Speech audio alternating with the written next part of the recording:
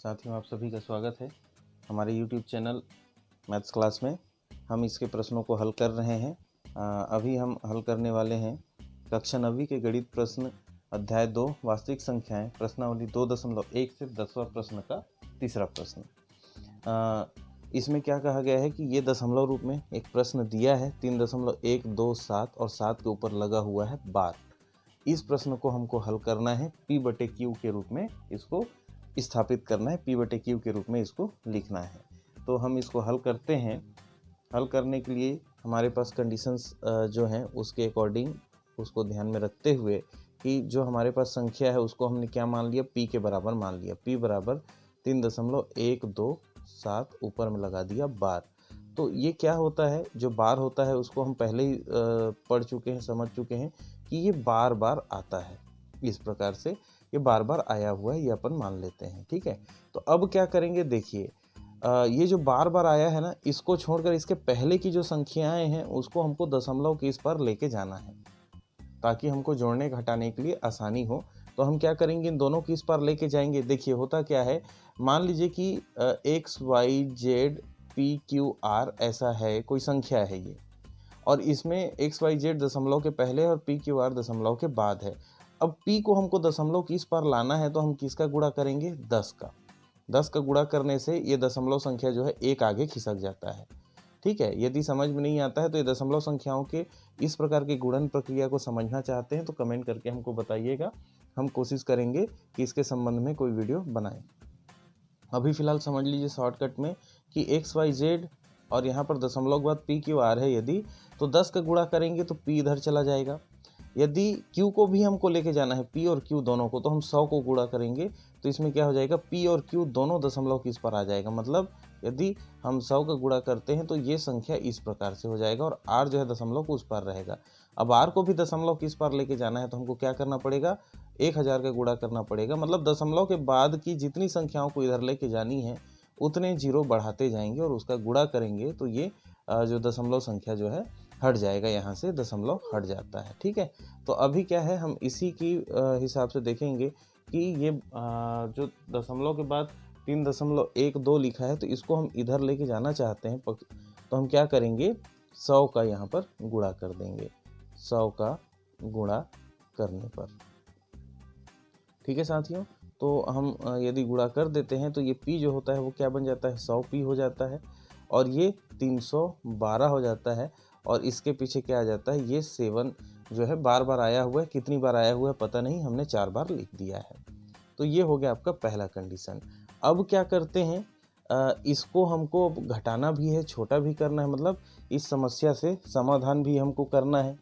ठीक है, तो अब क्या करेंगे हम, यहाँ जो कंडीशन है उसके अकॉर्डिंग, उसके अनुसार तो हमको क्या करना पड़ेगा, यहाँ से कुछ संख्याओं को इधर लेके आना पड़ेगा, इन संख्या को कुछ बड़ा करना पड़ेगा। तो बड़ा करने के लिए हम क्या कर देते हैं, 1000 का गुणा कर देते हैं। चलिए ठीक है, अब इसमें क्या कर देते हैं, 1000 का, कहाँ, इसमें 1000 का गुणा करने पर P में। ठीक है, और यहाँ पर P में हम लिखेंगे, तो P में हमने 100 का गुणा किया तो ये मिला, 100P मिला। अभी P में 1000 का गुणा करेंगे तो गुणा करने पर तो हमको क्या मिलेगा, यहाँ पर 1000P मिलेगा। और साथ में यहाँ पर हमने 1000 का गुणा किया, मतलब 3 तो बाहर ही है दशमलव के, 1 और 2 भी बाहर आ गया और 7 भी उसमें से बाहर आ गया। तो पीछे क्या बचेगा, 777, 3 बार बचेगा। लेकिन हमने क्या कहा कि इसके पीछे पता नहीं 7 कितनी बार आया है, इसलिए एक साथ और ले लेते हैं। ठीक है, तो ये हो गया आपका समीकरण 2। अब क्या करेंगे, समीकरण जो 2 है उसमें हमको क्या करना है, में समीकरण 1 को घटाने पर, समीकरण 1 को घटाने पर। ठीक है, जैसा हमने पहले किया था वैसे ही, पहले के प्रश्नों में वैसे ही यहाँ पर भी करेंगे।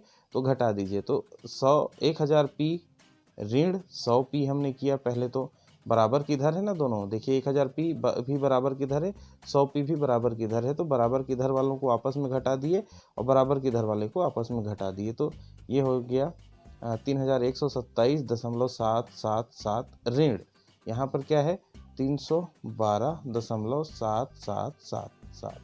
ठीक है, अब हम एक रफ वर्क कर लेते हैं। यहाँ पर क्या रफ वर्क करना है कि ये जो घटाने का है इसको हम देख लेते हैं थोड़ा सा। 3127.7777 3127.777 इस प्रकार से 4 बार, और यहाँ नीचे क्या है 312.7777। इसीलिए हमने यहाँ पर जो 3 हो रहा था उसको 4 कर दिया, ताकि अब घटाना हमारे लिए आसान हो जाए। तो 7 में से 7, ये देखिए घटाएंगे तो 7 में से 7 जीरो, 7 में से 7 जीरो, ये पूरे जो है जीरो हो जाएंगे। और यहाँ 7 में से 2 गया, क्या बचेगा 5। ये 2 में से 1 गया तो क्या बचेगा 1, 1 में से तो 3 जाएगा नहीं, तो 11 में से 3 गया, क्या बचेगा 8। और इसने एक उधार दे दिया था तो क्या हो गया ये 2815.000। तो दशमलव के बाद जीरो होता है तो उसको लिखने की आवश्यकता नहीं है, तो हम सीधा सीधा इसको क्या लिख सकते हैं 2815 इसको घटा के लिख सकते हैं। और 1000 में से 100 गया तो ये तो आपको पता है कितना आएगा 900 पी आएगा, और यहाँ पर कितना आ गया 2815।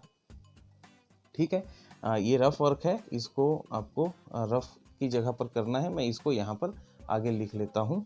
तो हमको क्या निकालने के लिए कहा गया है, P बटे Q के रूप में निकालने के लिए कहा गया है। तो यहाँ पर क्या हो गया 2815 हो गया, और यहाँ का जो 100 है 900 है उसको हमने कहाँ भेज दिया, नीचे भेज दिया। अब देख सकते हैं साथियों कि ये जीरो है, और जीरो वाली संख्या 5 से कटती है, और इसके लास्ट में 5 है तो ये भी 5 से कटेगी। इसका मतलब क्या हो गया, यहाँ पर देखिए 5 एकम 5, एक बार में कटा, हासिल आएगा 4, और 4 और 0 मिला के हो गया 40। तो 5 अट्ठे 40 और 0 का 0। वैसे यहाँ पर देखेंगे 5 पंचे 25 हो जाएगा, 3 बचेगा 31 हो गया, तो कितना हो जाएगा 5 छक्के 30, और एक इधर चला गया तो हो गया 15, 5 दिया 15। तो इस प्रकार से ये P बटे Q या बटे के रूप में क्या मिला हमको 563/180 मिलेगा। यही हमारे 3.127 का बार के लिए P बटे Q का रूप होगा प्रश्न का, और यही हमारा उत्तर होगा। तो उम्मीद है आपको ये वीडियो समझ में आया होगा। ये गणित बनाने के लिए आपको आसान हो जाएगा। इसको एक बार अपने से खुद से प्रैक्टिस कीजिएगा रफ कॉपी में। यदि जहाँ समझ में नहीं आएगा तो आप फिर से वीडियो ऑन करके देख लीजिएगा, रिवर्स करके देख लीजिएगा। जहाँ समझ में नहीं आता है वहाँ समझने का प्रयास कीजिए। इसके अलावा यदि कोई प्रश्न है या कोई भी सुझाव है तो हमको कमेंट करके ज़रूर बताइएगा साथियों। तब तक अपना ख्याल रखिए, स्वस्थ रहिए, मस्त रहिए और गणित बनाते रहिए। धन्यवाद।